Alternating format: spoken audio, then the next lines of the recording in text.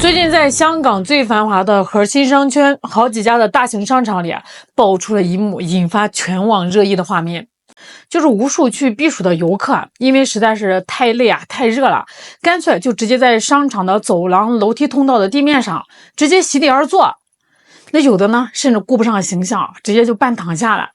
现场的照片和视频传到网上之后瞬间炸开了锅。有的网友呢，直接就是看不下去了说话极其难听说这简直把香港的高端商场变成了难民营，说这些人在贴着敬请勿坐标语的楼梯上坐成一片，挡住了通道，不仅是难看，还极其的不文明，严重拉低了香港作为国际大都市的城市形象。但是呢，亲身经历过的网友瞬间就委屈坏了，大家怒不可遏的反驳：你以为我们愿意坐在地板上吗？我们顶着大太阳去你们香港消费旅游，走的脚底板都起泡了，结果逛遍整整好几层楼，愣是一张免费的休息椅子都找不到不坐在地上，难道让我们直接倒在地上晕过去吗？那说到这儿呢，网上最炸裂的一个争议点被抛出来了有内地网友极其尖锐地指责道，某些港人少在这里用圣人的标准要求别人。每逢周日你们香港中环的天桥下、汇丰银行的大堂底下，几万菲佣成群结队的席地而坐，打牌喝酒吃东西，坐得满街都是，你们怎么不说是难民营呢？怎么不见你们警察去赶人呢？换成内地游客实在走不动了，在商场坐了一会儿，你们就各种标签骂没素质，这难道不是双重标准吗？各位，就这一句菲佣能坐，内地游客不能坐，这句话一出，直接把两地的舆论场彻底点着了。那真相到底是什么呀？咱们今天不拉偏就聊这背后的真相。咱们先来聊聊，凭什么菲佣能在香港街头席地而坐，内地游客在商场坐下就被骂？很多人觉得这就是双重标准其实说实话如果你光看都是人坐在地上这个表面动作呢，确实会觉得心里面极度的不平衡。但咱们如果深入到香港的社会结构里去看看，你就会发现两件事的性质还真不太一样。你们知道吗？香港现在有接近40万的外国家庭佣工，大部分呢都是来自菲律宾和印尼。那按照香港的法律规定菲佣是必须住进雇主家里的。但是香港的房子大家又不是不知道，寸土寸金的，普通人家的房子也就是30-40平米吧，给菲佣住的空间能有多大呢？绝大多数菲佣住的都是所谓的外佣房说好听点呢叫房间，说难听点了，可能就是一个只能放下一张折叠床的鸽子窝。他们一周是工作6天，只有周日这一天能休息。那周日这一天呢，他们必须离开雇主的家，给雇主留出私人空间，同时呢，也让自己喘口气儿。那问题就来了周日离开雇主家之后，他们能去哪儿呢？去咖啡馆？他们根本就消费不起去租房子那更不可能。所以呢，从几十年前就开始了，香港的一些公共区域就逐渐形成了一个不成文的社群习惯。菲佣们周日聚在这里垫上一张报纸或者是野餐垫，带上自己做的饭菜，跟姐妹们聊聊天。香港人之所以对菲佣这种行为保持着包容，核心呢其实有3点第一，这是公共空间。天桥下、广场上本身就是政府管辖的户外公共区域，只要他们不阻塞紧急消防通道，在公共区域坐着，法律上很难去强行驱赶。那第二呢，这是一种社会的默契与共情。香港人心里面很清楚菲佣是来香港帮他们撑起家庭后盾的，拿着低的薪水，住着最小的房子，大家对这个弱势群体有一种出于同情心的社会包容。而且菲佣们呢非常自觉，周日晚上聚会结束后他们会用垃圾袋把现场清理得干干净净的。那还有第3也是最关键的，权属不同。重点来了，菲佣坐的是户外的公共街道，而游客坐的是商场内部的私有通道。那商场虽然是大门常开，但是在法律产权上，它属于私人管理的公共开放空间。在商场的逻辑里门面就是一切，走廊就是商铺的展台。如果一间高级的店面门口坐满了歇脚的游客，那商铺的老板就会去找商场的物业投诉，说这影响他店面的高端形象，导致客户不敢进店里了。所以呢，香港本地网友回应说，菲佣在天桥底下坐，没挡着商家卖货，大家互相体谅。游客在商场大堂坐，挡住了通往商铺的过道，影响商家做生意。这个话嘛，听起来冰冷冷的，但它揭示了一个最残酷的真相。在香港这个社会里一切规则的底层逻辑不是人性，而是商业与产权。那聊完菲佣，咱们再来聊聊那个让所有游客最气愤的问题偌大一个几层楼高的豪华商场，为什么连几张让客人坐下歇脚的免费椅子都舍不得放各位，你以为是香港商场的设计师脑子进水啦？忘了设计椅子吗？大错特错这商场不放椅子，不仅不是疏忽，反而是一种经过精确计算后的反人性设计。它的核心商业逻辑只有一句话：只要你停不下来，你就会去花钱。咱把香港商场的算盘扒一扒在香港呢，商业地产的地租贵到什么程度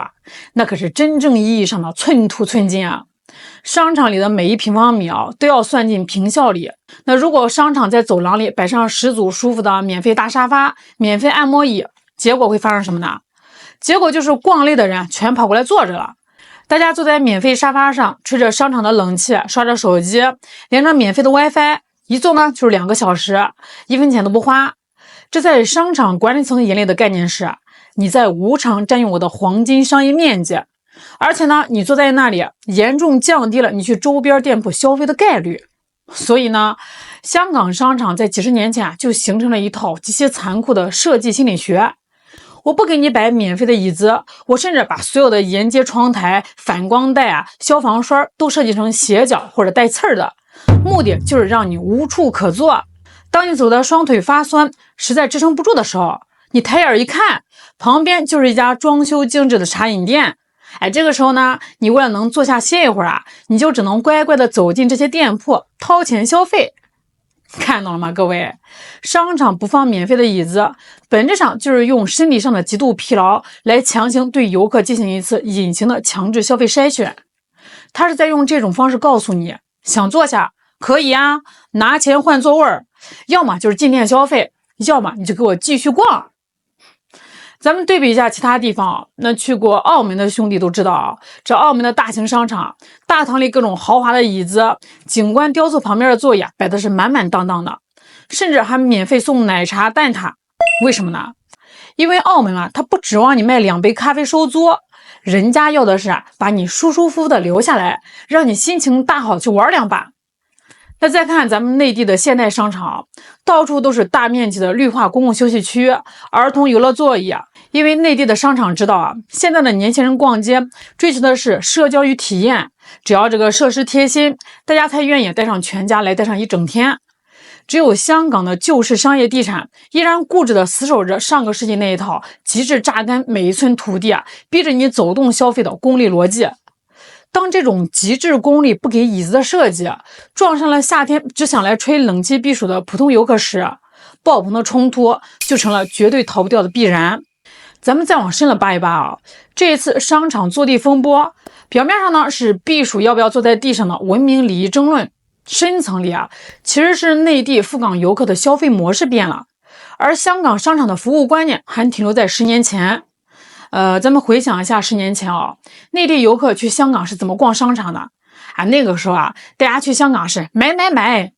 那个时候的游客战斗力极强进了商场直接冲进专卖店，刷卡买完东西可能顺手就进了高档餐厅吃顿大餐，根本就不在乎走廊里有没有免费的椅子。因为当时的内地游客本身就是高消费客群，完全符合香港商场的进店消费换座的逻辑。但是现在时代变了各位，这几年去香港的内地游客结构发生了翻天覆地的变化，现在的主力军是年轻人以及普通家庭。大家去香港呢，不再是去盲目的打铁买奢侈品了，大家玩的是体验式漫游，大家追求的是性价比，是文化体验，是拍照发朋友圈。当这种游客成了主流，大家在户外走了一整天顶着高温走进了商场，大家的心态是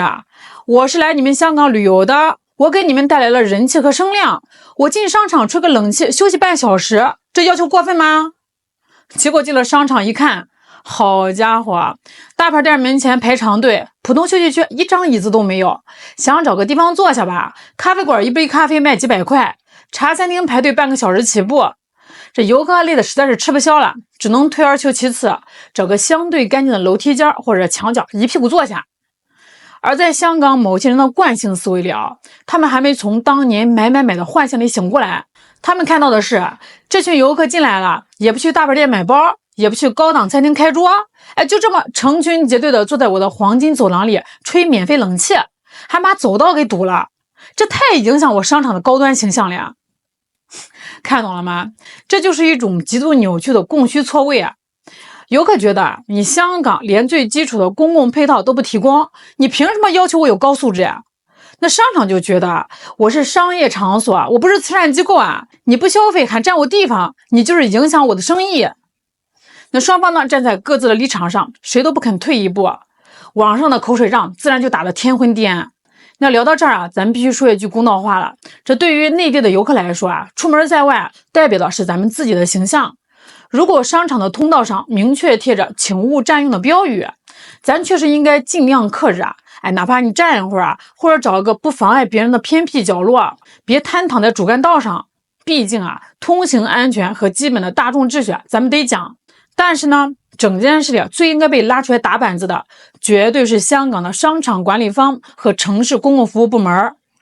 香港一直在大声的疾呼，我们要打造全球顶级的旅游目的地，我们要吸引来自全世界的游客，我们要推动香港零售业和餐饮业的复苏。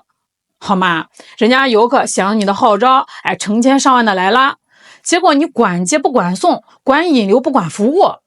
你一边眼馋着游客带来的庞大人气和打卡流量，一边呢又连几张最基础的木头椅子都舍不得摆。你一边喊着香港欢迎你，一边在公共设施上处处设防，精明算计，把每个无处落脚的游客都逼成商场难民。这种既要拿游客刷声量，又不愿意给游客最起码的落脚尊严的做法，难道不是一种极度的短视和傲慢吗？